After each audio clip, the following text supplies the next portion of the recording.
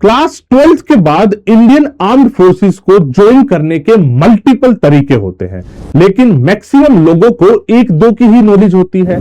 अब जब नॉलेज ही नहीं होगी तो भैया ज्वाइन कैसे कर पाओगे। आज मैं इस वीडियो में आपकी सारी एंट्रीज के बारे में बात करूंगा। Officer entry, non officer entry, कब फॉर्म निकलेंगे, किस तरीके से जा सकते हो, क्या एग्जामिनेशन पैटर्न है, एलिजिबिलिटी क्या है, हर एक चीज प्लीज वीडियो को एंड तक देखना और हर उस बच्चे तक पहुंचाना जो भी इंडियन आर्मी, नेवी, एयरफोर्स में जाना चाहता है और क्लास 12th में है या पास कर चुका है। तो चलिए शुरू करते हैं। एक एक पहले बेसिक चीजें जानते हैं कि दो टाइप की एंट्री होती है। एक होती है ऑफिसर एंट्री, जिसमें जो बेसिक रोल होता है वो लीडरशिप का होता है, कमांड करने का होता है, जहां पे आपने सुना होगा जैसे आर्मी में एज लेफ्टिनेंट ज्वाइन करते हैं, फिर लेफ्टिनेंट के बाद कैप्टन, मेजर, लेफ्टिनेंट कर्नल, इस तरीके से आगे उनके प्रमोशन होते हैं। ओवरऑल लीडरशिप रोल है। ऑब्वियसली बात है, जब भी ऑफिसर बनेंगे तो वैकेंसी कंपैरेटिवली कम भी होगी और कंपटीशन का लेवल भी थोड़ा सा हाई होगा। वहीं पे दूसरी एंट्री होती है नॉन ऑफिसर एंट्री, जैसे आज हम अग्निवीर के नाम से जानते हैं। मतलब बहुत सारे लोगों को ना अग्निवीर के एक्चुअल बेनिफिट पता नहीं होते हैं।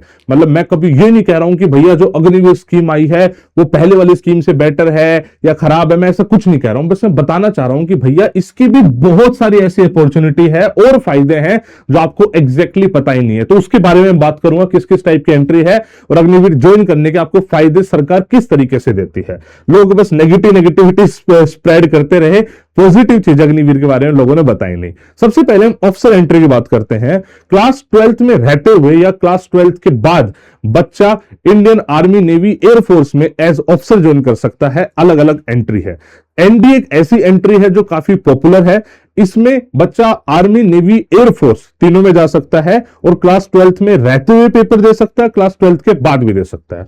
दूसरी एंट्री है टेक्निकल एंट्री स्कीम। ये इंडियन आर्मी की टेक्निकल विंग के लिए अलग से एंट्री डेवलप करी गई, जिसमें बेसिकली आर्मी आपको बीटेक कराएगी, 4 साल की पूरी डिग्री कराएगी, साथ साथ ट्रेनिंग होगी और फिर आप कमीशन होगे लेफ्टिनेंट के पद पे। सेम इसी मैनर में नेवी टेक एंट्री है। ये मतलब इंडियन नेवी ने अपने लिए अलग से रिक्रूटमेंट प्रोसेस बनाई, जिसमें अगेन वो टेक्निकल विंग के लिए अपने बच्चों को ट्रेन करते हैं, पढ़ाते हैं 4 साल के लिए। वैसे तो यहां भी मतलब एनडी में बच्चा टेक्निकल विंग ही सीखता है, नेवी स्पेसिफिक, बट ये थोड़ी सी डिफरेंट है। मैं बताऊंगा किस तरीके से। सबसे पहले हम बात कर लेते हैं एनडी एंट्री की। एनडी एक ऐसी एंट्री है, मतलब इसकी फुल फॉर्म है नेशनल डिफेंस एकेडमी। एक ऐसी एंट्री है जिसके थ्रू बच्चा आर्मी, नेवी, एयरफोर्स तीनों में जा सकता है। अगर आपको आर्मी में जाना है तो आपके पास कोई भी स्ट्रीम हो सकती है क्लास 12th में, आर्ट्स, कॉमर्स, साइंस, कुछ भी हो सकता है। वहीं पे आपको नेवी और एयरफोर्स में जाना है तो आपके पास कंपल्सरी मैथमेटिक्स एंड फिजिक्स होनी चाहिए, यानी नॉन मेडिकल साइंस के आप स्टूडेंट होने चाहिए। तो अगर आप पीसीएम से हो तो आप तीनों के लिए एलिजिबल हो। अगर आप पीसीएम के अलावा किसी भी स्ट्रीम से हो तो आप सिर्फ और सिर्फ आर्मी के लिए एलिजिबल हो। ये पेपर साल में 2 बार होता है। लगभग 400 वैकेंसी निकलती है, जिसमें आधी वैकेंसी आर्मी की मान लो और आधी नेवी और एयरफोर्स की मिलाकर मान लो। आर्मी की हमेशा ज्यादा होती है। बॉयज एंड गर्ल्स दोनों ही एलिजिबल है। इसमें जो रिटन एग्जाम होता है उसमें मैथमेटिक्स आती है क्लास 11 12th की। दूसरा पेपर होता है जीएटी, जनरल एबिलिटी टेस्ट, जिसमें इंग्लिश, साइंस और जीके आती है। उसका कॉम्पिटिटिव लेवल का सिलेबस बोल लो जीएटी को, राइट। तो बहुत ही अच्छी अपॉर्चुनिटी है। इसके लिए हम बच्चों को पढ़ाते हैं बहुत बेहतरीन तरीके से। हर साल एनडीए में उन 400 में से लगभग 80 से 100 बच्चा एलडब्ल्यूएस का जा रहा होता है। हर बार, हर वैकेंसी, पिछले 4-5 वैकेंसी हम ये कर रहे हैं। तो हम बच्चों को रिटर्न, एसएसबी सबके लिए पढ़ाते हैं। एनडी स्पेसिफिक तो कोई भी बच्चा जो एनडी की तैयारी कर रहा है वो एलडब्ल्यूएस को जानता ही जानता है। जब बच्चा रिटर्न एग्जाम क्लियर कर लेता है तो उसके बाद उसका सेकंड जो स्टेप होता है वो होता है एसएसबी इंटरव्यू। एसएसबी इंटरव्यू एक ऐसा इंटरव्यू प्रोसेस है, अगर आपको फौज में ऑफिसर बनना है, चाहे किसी भी एंट्री से बनो, आपको एसएसबी तो देना ही पड़ेगा। तो एसएसबी इंटरव्यू 5 डेज का इंटरव्यू प्रोसेस है, जिसके मतलब बच्चा रिटर्न के बाद एसएसबी इंटरव्यू देता है। फिर जो बच्चा इसमें सेलेक्ट हो जाता है उसको बोलता है रिकमेंड हो गए। तो 5 दिन में मतलब पूरा प्रोसेस हुआ और सेलेक्ट हो गए, रिकमेंड हो गए। उसके बाद बच्चे का मेडिकल होता है, फिर मेरिट लिस्ट और ज्वाइनिंग आती है। बहुत ही जबरदस्त अपॉर्चुनिटी है। मतलब एनडी एक ऐसी अपॉर्चुनिटी है, जो भी बच्चा एलिजिबल है ना उसको इस एंट्री के थ्रू अप्लाई करना ही चाहिए। पेपर का लेवल भी उतना मुश्किल नहीं है और भैया प्रेस्टिजियस जॉब है। मतलब एनडीए की एक अलग ही बात है, राइट। दूसरी है टीईएस एंट्री। इसकी फुल फॉर्म है टेक्निकल एंट्री स्कीम। बेसिकली जो एनडी के थ्रू बच्चा आर्मी में जाता है तो आप ये समझ लो कि वो मेजरली कॉम्बैट फोर्सेस में जा रहा है, वो इन्फेंट्री में जा रहा है, आरटी में जा रहा है। लेकिन टेक्निकल विंग भी तो है ना। आज की डेट में लड़ाइयां सिर्फ जमीन पर नहीं है, लड़ाइयां टेक्नोलॉजी की भी है। तो इंडियन आर्मी ने अपनी एक अलग से मतलब एंट्री बनाई जिसका नाम रखा टेक्निकल एंट्री स्कीम।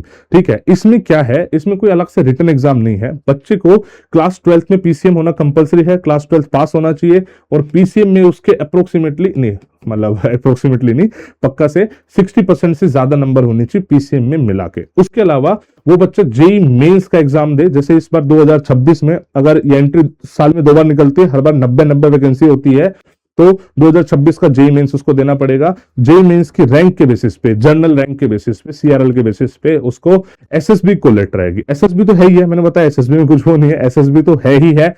तो वो बच्चा जब यहाँ पे अप्लाई करेगा, उसके बाद उसकी शॉर्टलिस्ट अगर हो गया, इसका शॉर्ट लिस्टिंग का क्राइटेरिया कट ऑफ होती है जेई मेंस का स्कोर, जिसमें मतलब मुझे ऐसा लगता है कि इतनी ज्यादा वेरिएशन है, 2 लाख से लेके मतलब 4-5 लाख तक ये कट ऑफ चली जाती है अलग अलग उसमें। तो जो बच्चा एलिजिबल है, do fill this form, automatically आपके एसएसबी आ गई तो भैया चले जाना।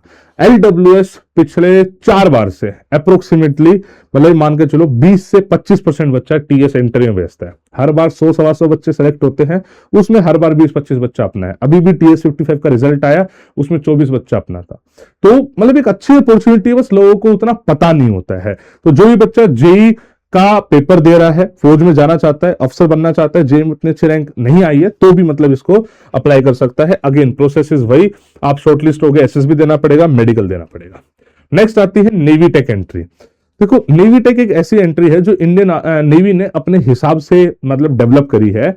जो बच्चा एनडी के थ्रू जा रहा है वो 3 साल ट्राई सर्विसेज ट्रेनिंग लेता है। जो एनडी में ट्रेनिंग हो रही है वो ट्राई सर्विसेज ट्रेनिंग है। चौथे साल मतलब डिपेंडिंग ऑन आपकी कौन सी सर्विस है, जैसे आर्मी वाला बच्चा चला जाता है आईएम में, नेवी वाला बच्चा चला जाता है आईएन में, तो 1 साल वो नेवी स्पेसिफिक ट्रेनिंग लेता है। नेवी ने बोला नहीं, हमें कुछ ऐसे भी लोग चाहिए जिसको हम शुरू से ही नेवी के हिसाब से ट्रेन करें, तो उसके लिए नेवी टेक एंट्री बनाई क्लास 12th के बाद, जिसमें 4 साल तक बच्चा आईएन में जाता है डायरेक्ट, राइट।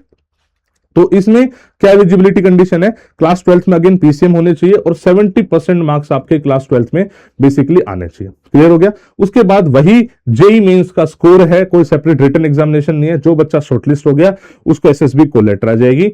एंड इसकी भी जो मतलब मैं पिछली बार की बता रहा हूं, अप्रोक्सीमेटली 4.5 लाख सीआरएल जिसकी थी उसको एसएसबी कॉल पिछले बार आई थी, वेरी करती रहती है।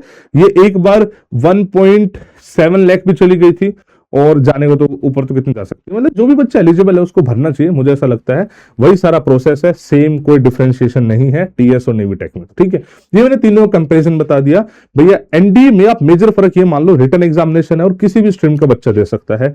टीएस और नेवी टेक जेई अप्लाई करना चाहिए तभी आप दे पाओगे, तो नॉन मेडिकल साइंस वाला बच्चा और जेई में ठीक ठाक रैंक, ये बेसिक प्रोसेस है, राइट। अब आ जाते हैं अग्निवीर एंट्री में। अब अग्निवीर में बेसिकली आर्मी, नेवी, एयरफोर्स तीनों की अलग अलग है, और इसकी कुछ कॉमन चीजें हैं, मैं आपको वो पहले बता देता हूं। जैसे जो अग्निवीर है, ये लोगों को कितना पता है कि भैया 4 साल के बाद सिर्फ 25% लोगों को परमानेंट करते हैं, 75% लोगों को बाहर भेज देते हैं। ये सबको पता है, उसकी अंदर की टेक्निकलिटीज नहीं पता है।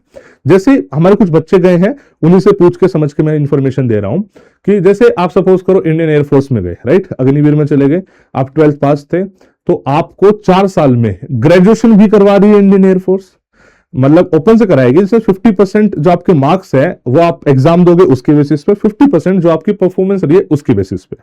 तो आप 4 साल ग्रेजुएशन करके निकल रहे हो, और जब आप ऑलरेडी सर्विस कर रहे हो उस टाइम पे आपको पैसे तो मिल ही रहे हैं, ठीक है, ग्रेजुएशन भी हो रही है, साथ साथ कुछ ऐसी अपॉर्चुनिटीज जैसे एनडीए, और जब ग्रेजुएशन कर लोगे तो सीडीएस कैट ये देने का मौका मिलता है।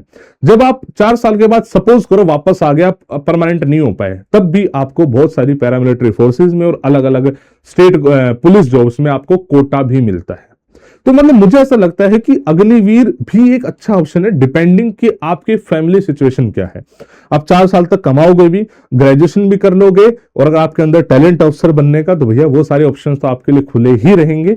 और मतलब जब आप रिटायर आओगे, मतलब 4 साल के बाद जब आप आओगे, तब भी एक ठीक ठाक अमाउंट आती है, मतलब उतनी खराब नहीं है। मैं देखो, मैं बिल्कुल मान रहा हूं, इससे पहले होता तो क्या होता था कि एक बार बच्चा लग गया तो अपनी जिंदगी सिक्योर मानता था, इसमें 4 साल के बाद दोबारा स्ट्रगल है। बट फिर भी इसकी पॉजिटिविटी आज की डेट में हमें देखनी चाहिए। इंप्लीमेंट तो हो ही चुका है, नेगेटिव बोल के क्या मिलना है, तो पॉजिटिव चीज देखो। तो भैया आर्मी, नेवी, एयरफोर्स तीनों में अलग अलग, जैसे वहां पे जीडी, टेक्निकल, क्लर्क, ट्रेड्समैन, इन सब के लिए है। नेवी की बात करें तो नेवी तो लगभग टेक्निकल ही होता है, जिसमें में एसएसआर और एमआर आता है, फिर इधर एयरफोर्स में जहां पे पहले एयरफोर्स एक्स और वाई ग्रुप होता था उसी को इन्होंने बाइफरकेट करा है। सबसे पहले आर्मी की बात कर लेते हैं। तो जनरल ड्यूटी, टेक्निकल, इन सब के हिसाब से अलग अलग बेसिकली एलिजिबिलिटी है। जैसे भाई टेक्निकल के लिए पीसीएम होना चाहिए, राइट। ट्रेड्समैन के लिए भैया क्लास 10-12 में बेसिकली बस पास हो, आपकी ट्रेड के हिसाब से डिपेंड करेगा। क्लर्क के लिए 12th में पास होने चाहिए, 60% मार्क्स होने चाहिए। जनरल ड्यूटी के लिए क्लास 10 ही चल जाता है, राइट। वहीं पे नेवी में एसएसआर एमआर होता है, एमआर तो 10th बेस्ड होता है और ये 12th बेस्ड होता है, तो 12th बेस्ड में पीसीएम होनी चाहिए। इसकी एज को लेकर भी चल रहा है, इसको 22 साल करने का चीजें चल रही है, कहीं कहीं नोटिफिकेशन आ भी चुकी है, right. But navy is majorly technical चीजें। वहीं पे एयरफोर्स आ जाते हैं, अग्निवीर वायु आ जाते हैं, तो इसमें एक्स और वाई होता था ना, तो बेसिकली एक्स ग्रुप में तो सिर्फ टेक्निकल चीजें होती हैं, तो उसमें पीसीएम होना कंपलसरी है। वाई ग्रुप कोई भी दे सकता है, तो वही सेम सिनेरियो यहाँ पे भी है। एज यहाँ पे भी बढ़ाने की 22 साल की बात हो रही है। तो इन सब का जो प्रोसेस है, पहले ऑनलाइन टेस्ट होगा, फिर फिजिकल टेस्ट होगा, उसके बाद मेडिकल एग्जामिनेशन होगा, ठीक है। मतलब ये जो मतलब एक ऐसा मतलब एक जनरल परसेप्शन बता रहा हूं, जो बच्चा अफसर बनना चाहता है और बाई चांस नहीं बन पा रहा है, कम्युनिकेशन वीक है, कुछ भी, और घर का सिनेरियो भी उतना अच्छा नहीं है, तो मुझे ऐसा लगता है आपको नेवी एयरफोर्स में से कुछ ना कुछ ज्वाइन कर लेना चाहिए। उसका रीजन ये है कि ये चीजें टेक्निकल ही है। मतलब अगर आप पीसीएम वाले स्टूडेंट हो, खासतौर से चीजें टेक्निकल एक्सपोजर अच्छा है और आपको आगे तो ऑप्शन मिल ही रहे हैं, तो मतलब मुझे ठीक लगता है, मतलब मुझे उतना गलत लगता नहीं है। ये एक फाइनल कंपैरिजन है। ऑफिसर एंट्री में मतलब थोड़ी सी पढ़ाई आपको ऑब्वियसली ज्यादा करनी पड़ेगी। एसएसबी पूरा का पूरा इंग्लिश बेस्ड गेम है, तो भैया आपको इंग्लिश स्पीकिंग आनी चाहिए। अगर ऑफिसर बनना चाहते हो तो आज से आपको धीरे धीरे इंग्लिश स्पीकिंग पे काम करना पड़ेगा। कुछ और आपको इससे रिलेटेड कुछ कंफ्यूजन हो तो मुझसे कमेंट में पूछ लेना, I will try to help you out in best possible manner. आज की डेट में हम मतलब ऑफिसर एंट्री के लिए मतलब पूरे इंडिया में जाने जाते हैं और बेस्ट रिजल्ट है हमारे। तो अगर आपको नेवी टेक, टीएस, एनडी किसी की भी तैयारी करनी है तो आप टीम से बातचीत कर सकते हैं, कॉल कर सकते हैं, आपको हर तरीके की चीजें समझाई जाएंगी। और इसका भी हम अभी स्टार्ट करने की कोशिश कर रहे हैं, बट चलो जब तक आप अपने हिसाब से तैयारी करो। इस वीडियो का पर्पस तो आपको नॉलेज शेयर करना था, मैंने कर दी है। I wish you all the best. फिर भी कोई दिक्कत परेशानी हो कमेंट सेक्शन में लिख देना। जय हिंद, जय भारत।